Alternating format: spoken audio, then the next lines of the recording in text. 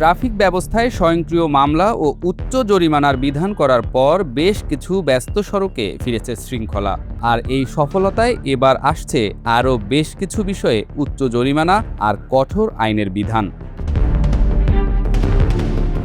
কিছুদিন আগেও ঢাকার রাস্তায় সিগন্যালে কোন রঙের বাতি জ্বলছে সেটা কারো ধর্তব্য ছিল না।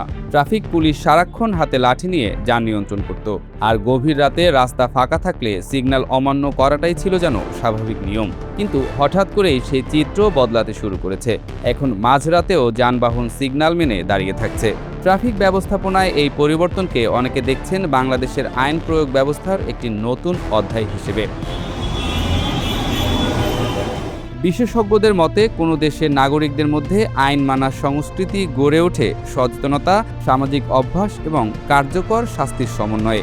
বাংলাদেশে দীর্ঘদিন ধরে আইন ভঙ্গের শাস্তি কিংবা জরিমানার অঙ্ক তুলনামূলক কম হওয়ায় অনেক ক্ষেত্রে নিয়ম না মানা ছিল এক ধরনের সামাজিক অভ্যাস। সামান্য জরিমানা কিংবা বিভিন্ন উপায়ে দায় এড়িয়ে যাওয়ার সুযোগ থাকায় আইনের প্রতি ভীতি বা শ্রদ্ধা দুটোই দুর্বল হয়ে পড়েছিল। সাম্প্রতিক সময়ে ট্রাফিক ব্যবস্থায় এআই ক্যামেরা ও স্বয়ংক্রিয় মামলার কার্যক্রম সেই বাস্তবতায় পরিবর্তনের ইঙ্গিত দিচ্ছে। সিগন্যাল অমান্য, উল্টো পথে গাড়ি চালানো, লাইসেন্স ছাড়া ড্রাইভিং কিংবা হেলমেটবিহীন মোটরসাইকেল চালানোর মতো অপরাধে আগের তুলনায় অনেক বেশি জরিমানার বিধান কার্যকর হওয়ায় সড়কে আচরণগত পরিবর্তন দৃশ্যমান হচ্ছে। বিশেষজ্ঞরা বলছেন, মানুষ সচেতনতার কারণে যেমন আইন মানে, তেমনি আইন ভাঙার মূল্য যখন উল্লেখযোগ্য হয়ে ওঠে তখনও আচরণ বদলে যায়।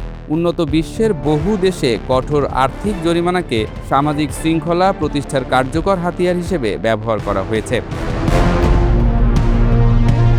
সংশ্লিষ্ট সূত্রগুলো বলছে, শুধু ট্রাফিক ব্যবস্থাই নয়, পলিথিন ব্যবহার, গণপরিবহনে অতিরিক্ত ভাড়া আদায়, প্রকাশ্যে ধূমপান, খাদ্যে ভেজাল এবং ফুটপাত দখলের মতো দীর্ঘদিনের সমস্যাগুলো মোকাবিলায়ও নতুন এবং কঠোর জরিমানার বিধান আনতে যাচ্ছে বিএনপি সরকার।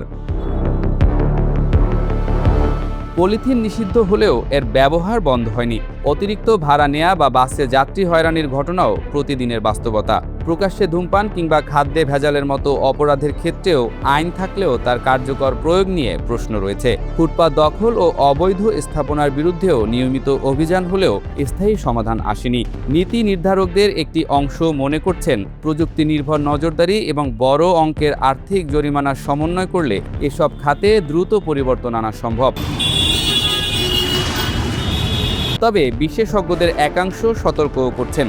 তাদের মতে, জরিমানার পরিমাণ বৃদ্ধি গুরুত্বপূর্ণ হলেও সেটি একমাত্র সমাধান নয়। যদি আইন সবার ক্ষেত্রে সমানভাবে প্রয়োগ না হয়, তাহলে কঠোর শাস্তিও দীর্ঘমেয়াদে কার্যকর হবে না। তারা বলছেন, নিয়মিত মনিটরিং, ডিজিটাল নজরদারি, দুর্নীতি নিয়ন্ত্রণ এবং জনসচেতনতা সবকিছুর সমন্বয় প্রয়োজন। কারণ আইন যত কঠোরই হোক, প্রয়োগে বৈষম্য থাকলে তার কাঙ্ক্ষিত ফল পাওয়া কঠিন। বাংলাদেশে দীর্ঘদিন ধরে প্রচলিত একটি ধারণা ছিল আইন ভাঙলেও খুব বেশি ক্ষতি নেই, কিন্তু সেই ধারণা বদলাতে শুরু করেছে বলে মনে করছেন অনেক পর্যবেক্ষক। ট্রাফিক ব্যবস্থায় পরিবর্তনের যে ইঙ্গিত দেখা যাচ্ছে, সেটি যদি অন্যান্য খাতেও বিস্তৃত হয়, তাহলে নাগরিক আচরণ এবং নগর জীবনে বড় ধরনের পরিবর্তন আসবে। আগে সড়ক পরিবহন আইনে বাংলাদেশে ট্রাফিক আইন ভঙ্গের জরিমানা অপরাধভেদে সাধারণত 100 থেকে 500 টাকার মধ্যে সীমাবদ্ধ ছিল।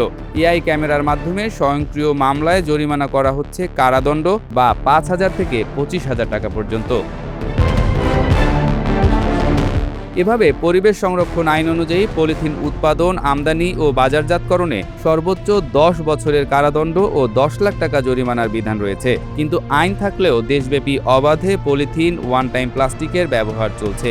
মাঝে মাঝে ভ্রাম্যমাণ আদালত পরিচালনা করা হলেও স্থায়ীভাবে পলিথিনের ব্যবহার পুরোপুরি বন্ধ করা সম্ভব হয়নি। সড়ক পরিবহন আইন অনুযায়ী নির্ধারিত ভাড়ার অতিরিক্ত ভাড়া আদায় এবং গাড়িতে ভাড়ার তালিকা প্রদর্শন না করলে সর্বোচ্চ 1 মাস কারাদণ্ড বা 10,000 টাকা জরিমানার বিধান রয়েছে। ধূমপান ও তামাকজাত দ্রব্য ব্যবহার আইন অনুযায়ী পাবলিক প্লেস ও গণপরিবহনে ধূমপান করলে 300 টাকা পর্যন্ত জরিমানার বিধান রয়েছে।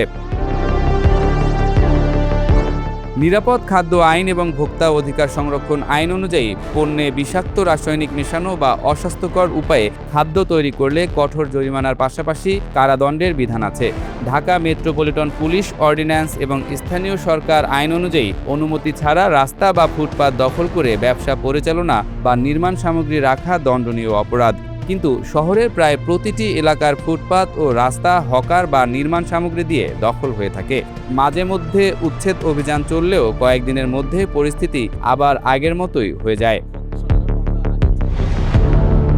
সূত্রমতে এবার এসব বিষয়ে আরও কঠোর ও কার্যকর আইন প্রয়োগ করতে যাচ্ছে সরকার। পর্যায়ক্রমে আরও বেশ কিছু বিষয়ে আইন অমান্যকারীদের জরিমানার বিধান কয়েক গুণ বৃদ্ধি করে সেটা প্রয়োগের বিষয়টি প্রক্রিয়াধীন। বিশেষজ্ঞরা বলছেন, কঠোর আইন, পিলে চমকানো জরিমানা এবং এসব আইনের বৈষম্যহীন প্রয়োগ বদলে দেবে বাংলাদেশকে।